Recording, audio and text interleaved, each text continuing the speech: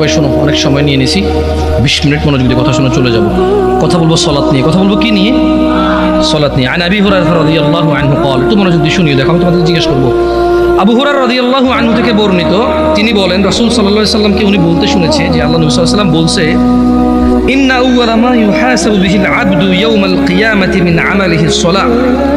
কিয়ামতের দিনে বান্দার সর্বপ্রথম যত কাজ আছে সব কাজের মধ্য থেকে সর্বপ্রথম হিসেব হবে নামাজের। কিয়ামতে বান্দার সবার আগে হিসেব হবে কিসের? নামাজের। আল্লাহ নবী বলছে যে ফাইন সলুহাত, যার নামাজ সঠিক হবে, ফাকাদ আফলাহা ওয়া আনজাহা, সে সফল হবে, নাজাত পাবে।